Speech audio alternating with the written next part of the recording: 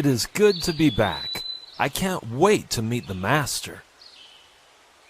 Yes, I'm sure Jesus will be very happy to see us. He will be even more happy when we tell him where we have been and what we have done.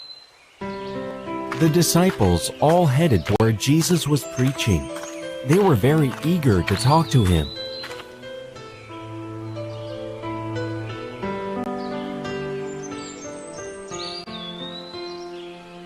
There he is.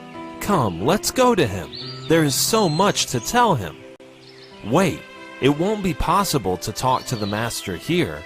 There are so many people around him. Then what should we do?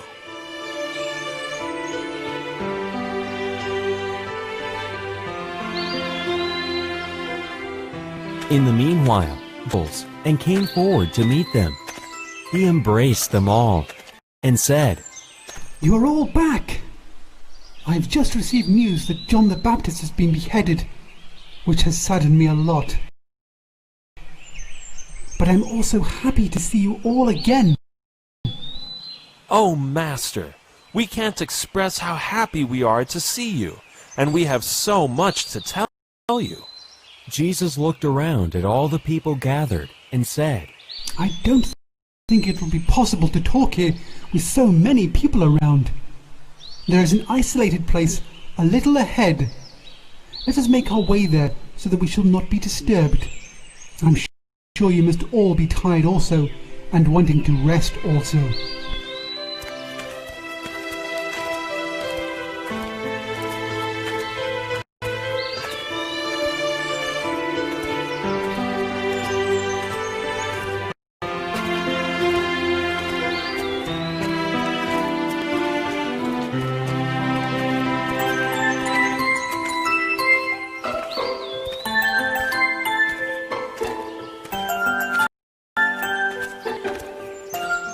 However, when the people saw Jesus leaving with the disciples, they also joined them, and some even went ahead to the place Jesus was going to with his disciples.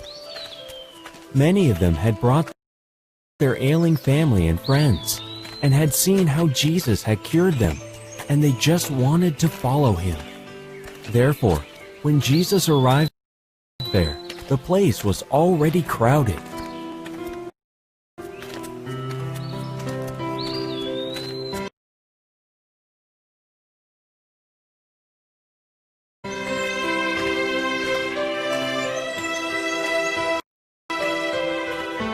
Look at these people. Can't they leave us alone for some time? Why do they keep following you, Master? Do not be angry with them, but feel pity in your hearts for them. These people are lost. They need someone to guide them. Don't worry, we shall talk later. Jesus walked towards the crowd, sat down on a rock, and began to once again teach them. After some time, his disciple came up to him and whispered in his ear, My Lord, it is getting late, and the nearest town is quite far away. At least now send these people away so that they can go and find something to eat in some nearby village. Jesus looked at the disciple for a long moment, and then said to him, Would it not be possible for us to give them all something to eat?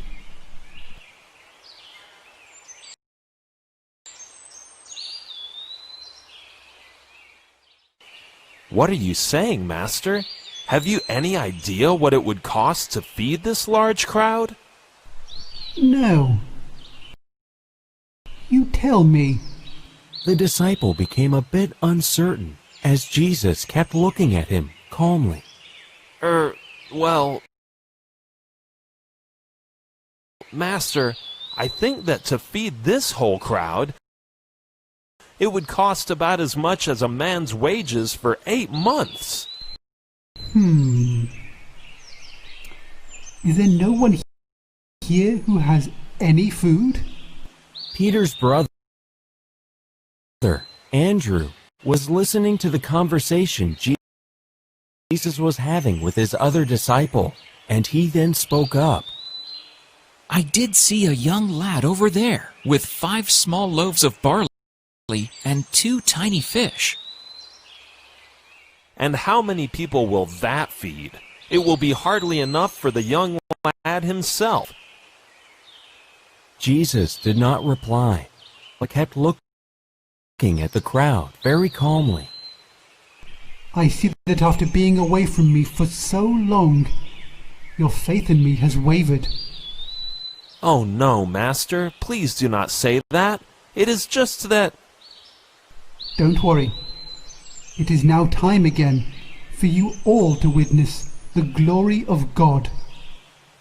So saying, Jesus started to walk slowly towards the crowd, with his disciples following behind. When they reached the spot where the crowd was gathered, the disciple once again went up to Jesus and whispered in his ear, Master, please do not mistake me, but do you see the crowd? There must be at least 5,000 people. Jesus turned to him and once again smiled at him calmly. Do not ever doubt the glory of God. Now, all of you, do my work. Go and ask the crowd to be seated on the grass, and ask the young boy with the barley loaves and fish to come up to me. The disciples did as Jesus asked them, and one of them went up to the young boy and told him that Jesus wanted to see him. Here, my Lord, is the boy who has the loaves and fish. Come here, my boy, and show me what you have. The young boy became very nervous when Jesus called him and stood there hesitantly. Don't be afraid, my child. I just want to see what you have to eat. The boy walked up slowly to Jesus, showing him the 2 small fish and 5 loaves of barley. Ah, those look good. Come, give them to me, and we shall all share your meal. What is the Master doing? That meal is hardly sufficient for one person. How is everyone going to share it? Didn't Jesus just tell you not to doubt the glory of God? Don't you know him well enough by now not to ever doubt him? Now wait and see what he does. Jesus took the loaves and the fish from the little boy and started praying. When he finished, he broke the loaves into small pieces and then asked his disciples to give the pieces to the people. After the loaves, he did the same with the fish. To everyone's amazement, there was enough bread and fish for all the people gathered there.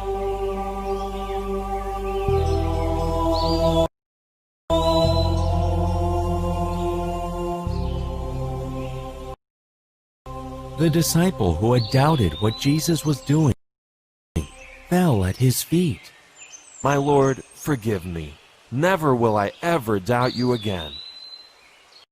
Jesus bent down and placed his hands on the disciple's shoulders, and then embraced him. Come now, let us also have the bread and fish. After everyone had eaten their fill, Jesus asked the disciples to gather up the leftovers.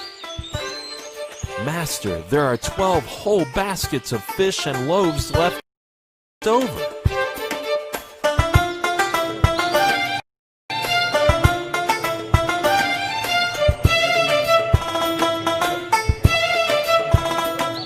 The people who had eaten now became aware of what Jesus had done. They began chanting that he was the prophet who had come to the world to save them.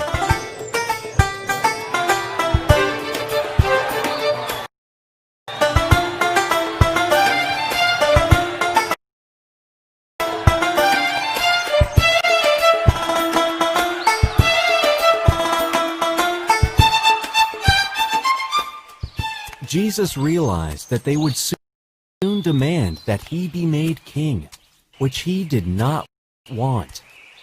Thus, as soon as he could, he quietly withdrew and went away to the mountains by himself.